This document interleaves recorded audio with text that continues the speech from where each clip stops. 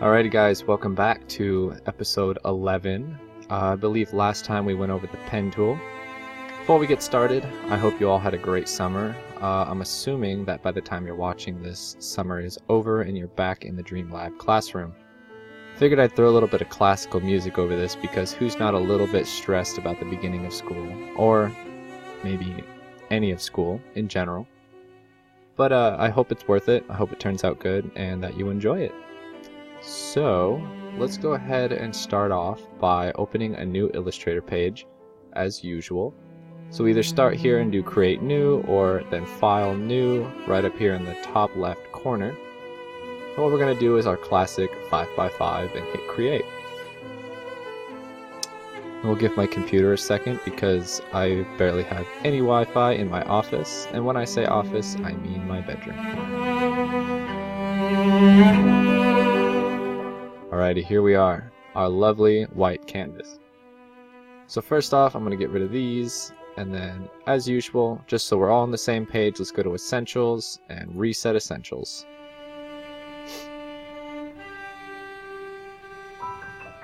Alright, so let's see here. If I'm going to bring my little panel right off here to the side, just so you guys can see it a little better. So we started off on the pen tool. I believe we didn't go over the curvature tool because I'm not exactly well versed in that, and I don't think it's as useful for what I'm trying to explain to all y'all. I believe we went over shapes. If we didn't, then I'm going to quickly go over those with all of you. Pen tool, I believe we went over that. So what we're going to do right now is start off on the text tool right here, this little T. And what we're going to do is click and hold on it. We have the type tool, the type on a path tool, and the vertical type tool. Now these three different ones are very beneficial when you're creating anything with text. The first thing is going to be a type tool, which is just your classic type some words out and then edit them right afterwards. The next one is going to be a type on a path tool, and that is a creation of a line that you basically create, and then you tell the text, I want you to follow this curvature, wherever that may be. And then the vertical type tool is going to be basically every letter going from top to bottom is going to be facing upwards. Maybe that's like a side portion of a pamphlet that you're making that you want to do something fancy with.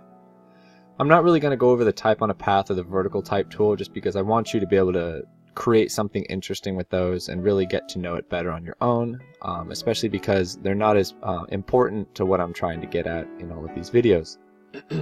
Excuse me. So let's start with the type tools. What we're going to do is come out here.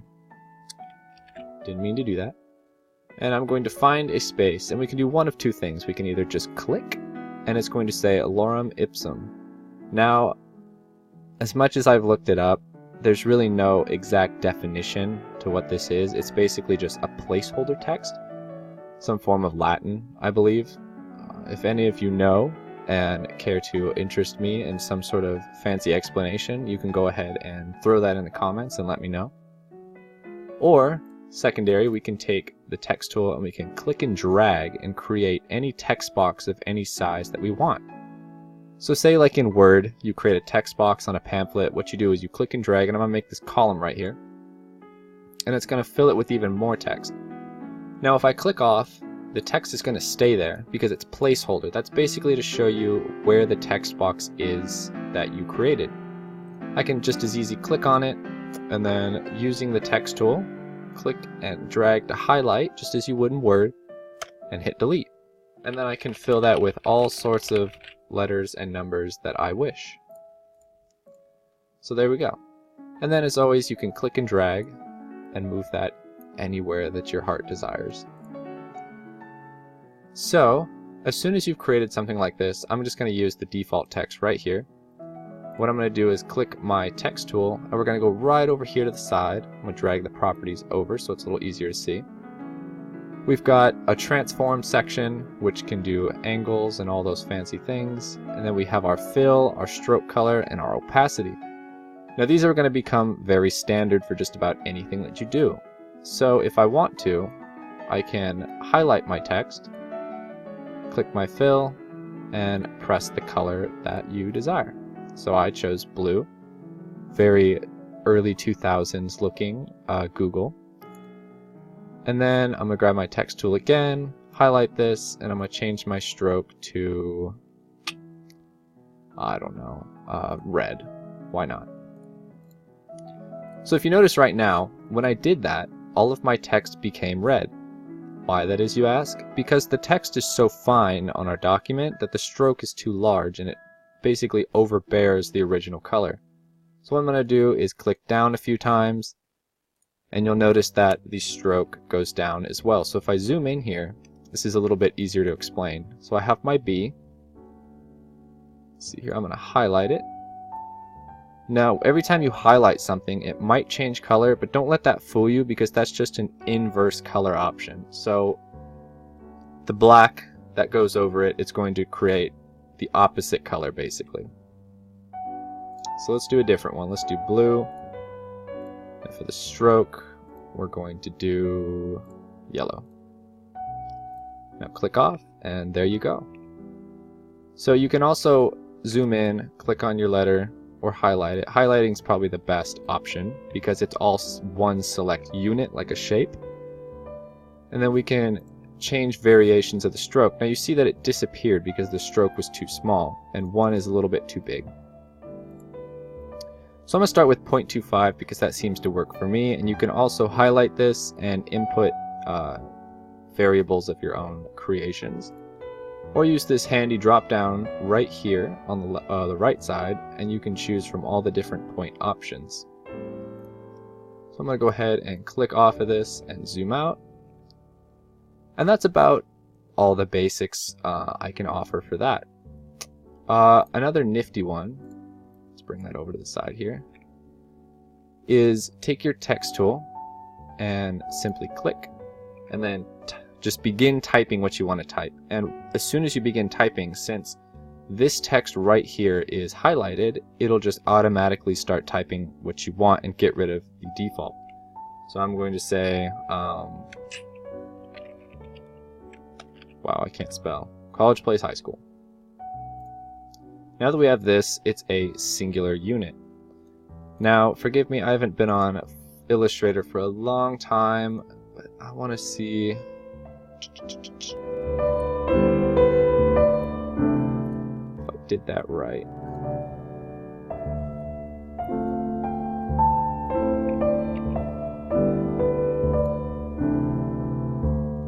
Bear with me for a second. Okay, I did. So what we're going to do, I'm going to Control Z that.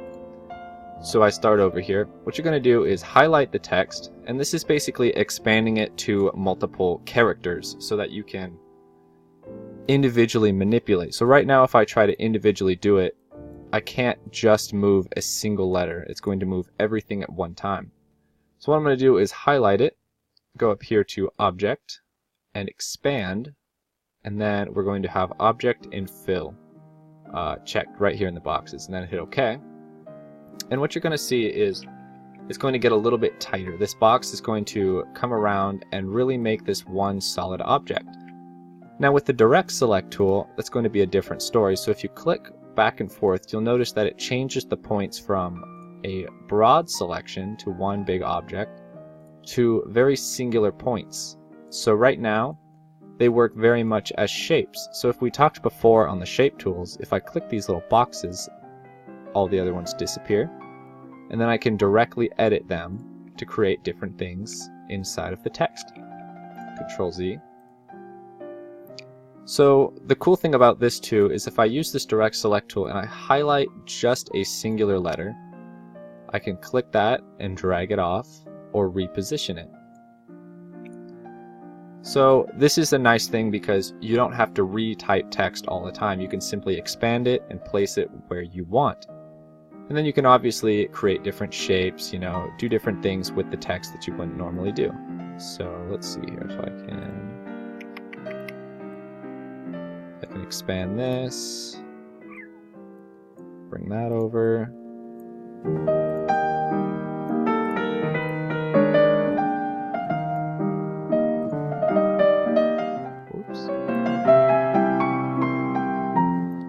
You know, there's just so many different things you can do with it. It just really creates a cool effect. So right now it almost looks like a 2D image, but there's a little bit of 3D that was just created because we pulled the inside out. These are just really quick examples, but they're super cool things you can do. And then once it gets bigger, you can still use your text tool. Let's get that out. Come on. Or not. Alrighty, so now that we're in the properties panel, sorry, I'm totally losing it because I haven't been on here forever. I think it's been a good month since I was on here last time making the last video, so we're all learning together here. So I can click this and create the object with our selection tool, V, if you need to. And then I can change our fill. Let's do pink, and then we'll do the stroke as black. Bring it down to 0.25 because that seems to work best. And bada bing, bada boom, there you go. Now you just created something very fun that you can throw onto different things. And it's just more fun, if anything, than just Microsoft Word on its own. You know, you can create beautiful pamphlets and always create different sizes and art projects, or even import these into things like PowerPoints, so you don't have that very basic entrance title that everybody else has, and sort of like set yourself off from the rest of the crowd. Who knows, that might even get you a better grade for creativity. Can't promise, so don't take my word for it. Alrighty, let's see here. Clicking on this, I mean, there's a bunch of different things you can do. There's an ungroup action, which creates more selection to these. So if you notice, if I highlight these, it says group, and that brings them all to a one select thing. Now the expand option that I showed you was more for a easier way to pinpoint all the angles and stuff like that.